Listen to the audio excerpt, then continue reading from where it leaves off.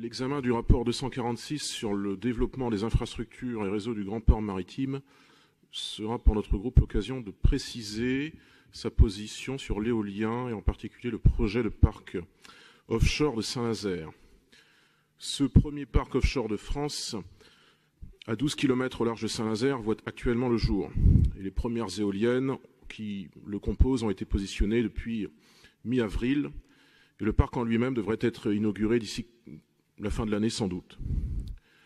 Les habitants de la région nazérienne ont-ils jamais été consultés sur la mise en place, à terme, de 80 000 tonnes d'éoliennes en face de leurs côtes, dont 5 tonnes se disperseront chaque année par aérosolisation en micro-composés très polluants? Non, aucunement, ils ne l'ont pas été et ils ne le seront pas.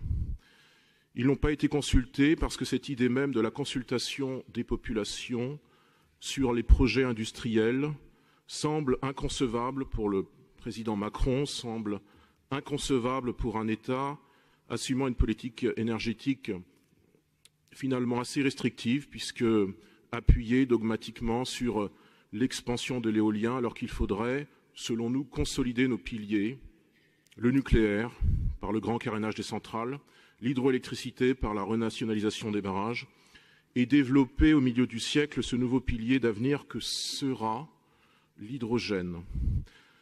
Cette nécessaire consultation des populations ne semble d'ailleurs pas davantage envisageable pour la majorité régionale, qui n'en évoque jamais la possibilité, même si certes un conseil régional n'est pas décisionnaire, bien sûr, mais il pourrait et il devrait même, à notre sens, porter le débat sur cette question. Naturellement, le positionnement politique et philosophique du groupe Rassemblement national est tout autre. On ne peut pas, selon nous, mettre en place des parcs éoliens sans consulter les habitants des territoires concernés par ces infrastructures souvent immenses.